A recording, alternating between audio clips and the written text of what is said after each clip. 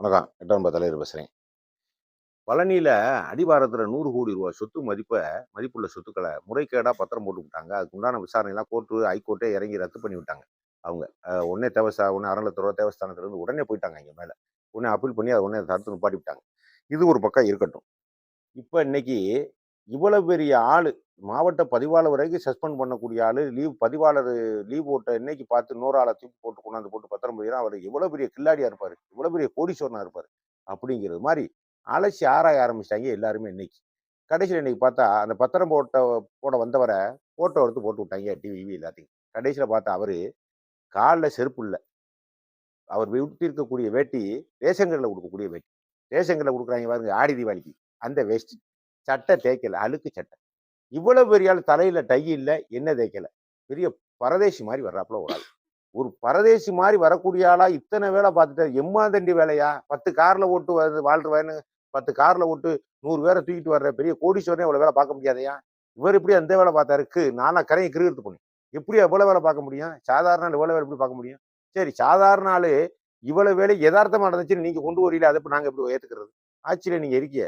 நீங்க தான் பதில் சொல்லணும். நான் கேள்வி கேட்கக்கூடிய இடத்துல இருக்கேன். நீங்க பதில் குடுக்குற இடத்துல நீங்க தான் இருக்கீங்க. எங்களுக்கு தெரியாது இவ்வளவு விஷயம்லாம். அவரு மாறுறாராம்.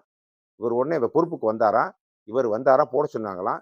இது எல்லாம் திட்டமிட்ட வேலை. 1 வாரத்துக்குள்ள தனி நீதிபதிட்ட போய் 1 வாரத்துக்குள்ள பத்திரம் போடுங்க. நான் வாங்கிட்டு வந்த உடனே எல்லாமே அந்த 1 வாரத்துக்குள்ள என்னென்ன பண்ணணும் பூரா உள்ள பூந்து பண்ணியிருக்கீங்க. சாதாரண விஷயம் இல்ல. இது சின்ன விஷயம் இல்ல. நீங்க சொன்னாலும் நாங்க ஏத்துக்கிறாப்புல இல்ல. நீங்க ஏத்துக்கிறாப்புல இல்லப்பா இது. சின்ன எதார்த்தமா நடந்த மாரி நீங்க கொண்டு வரீங்க நீங்க. எதார்த்தமா அது நடக்கலையே. யார் ஒரு கூறுகட்ட குப்பாயிட்ட போய் சொல்லுங்க. யாரோ ஏத்துக்கிறவன் நானு. இது பூரா எதார்த்தமா நடந்துச்சு. பதிவாளர் லீவ்ல போயிட்டாரு. வேற ஆள பதிவாளர் கொண்டாந்து பொள்ளாச்சியில இருந்து கொண்டாந்து போட்டோம். அப்ப ஒரு கோர்ட்ல இருந்து ஒரு ஆர்டர் வந்துருச்சு. இத கொண்டு போய் காட்டுனாரு. உடனே போட்டு குடுத்துட்டாய்ங்க.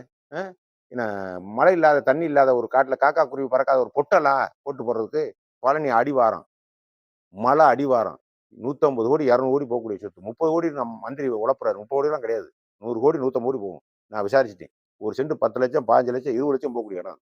அ மந்திரி பேச்சிலேயே ஏன் உழப்புறீங்க? இல்ல அவங்க சும்மா பெருமைக்காக ஒரு குற்றச்சாட்ட வைக்கணுங்கிறதுக்காக 100,00,00,000, 100,00,00,000 சொல்றாங்க அப்படின்னு மந்திரி சொல்றாரு. உங்க பதில் மந்திரி பேச்செல்லாம் அத கேட்கிறாப்புல இல்ல. பெரிய ஊழல் நடந்துச்சு. நீங்க சம்மந்தம் இருக்கு, இல்லைங்கிறது நாங்க அது கூட நேரடியா அவங்கள குற்றம் சாட்டல. ஆனா, இது எப்படி நடந்துச்சுங்கிறது தான் கேள்வி. ஏன்னா சாதாரண ஆளு ஒண்ணுமில்ல பரதேசி போய் இவ்வளவு பெரிய ஆளு இவ்வளவு வேலை பார்த்தா என்ன அர்த்தம்? இதுல தான் நீங்க மாட்டீங்க. இதுலயே சந்தேகம் எல்லாத்துக்குமே வருது. இதுல என்ன அர்த்தம்? இந்த பத்திரத்த வேற ஆளு பேர்ல யார் பேர்லயோ போட்டுறது. அவர்ட்ட இருந்து பிரச்சனை வருதா கொஞ்ச நாள் கழிச்சு யாரோ பின்னாடி இயக்குறவன் பேர்ல எழுதி வாங்கிக்கிறது. இப்படித்தான் நீங்க போயிருக்கீங்க. உங்க திட்டம் இதுதான். இந்த திட்டம் தெரியாமத்தான் எல்லாருமே நாட்டுல உள்ளவன் பூரா குழம்பிக்கிட்டே கிடைக்கான். நான் சொல்றேன். சாதாரண ஆளு ஒண்ணுமே இல்லாம அடுத்த வேலைக்கு டீக்கு, அடுத்த வேலைக்கு சாப்பாட்டுக்கு வழி இல்லாத பேர்ல பத்திரத்த போடுறது. கொஞ்ச நாள் கழிச்சு அவர்ட்ட இருந்து பாரு வாங்கிக்கிறது. அந்த பின்னாடி பின்னாடி இருக்கக்கூடிய பயில்வன் யாரு அது? பயில்வன் யாரு? பெரிய கோடீஸ்வரன் யாரு? அத யாரும் விசாரிக்கணும்ல. விசாரிச்சா தான் தெரியும். அப்ப பத்திரம் ஆபீசர பத்திரம் போட்டவன் தூக்கி போட்டு வெளுக்கணும். பத்திரம் போட்டவன் தூக்கி போட்டு வெளுக்கணும். இந்த பத்திரம் போட வந்த பாருங்க கால்ல செருப்பு இல்லாம அந்த ஆளே கட்டி வச்சு வெளுக்கணும். அந்த ஆள கட்டி வச்சு வெளுத்தாத்தான் எல்லாம் உள்ளது சொல்லுவேன்.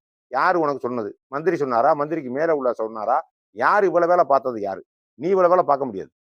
பார்க்க முடியாதுய்யா. நீ ஒரு ரூ. 250 ஒரு சொத்து வாங்க முடியாத ஆளு நீ. நீ எப்படி இவ்வளவு பெரிய சொத்த நீ ஒரு பத்திரம் போட முடியும்? இது எப்படி பண்ண முடியும் சொல்லுங்க?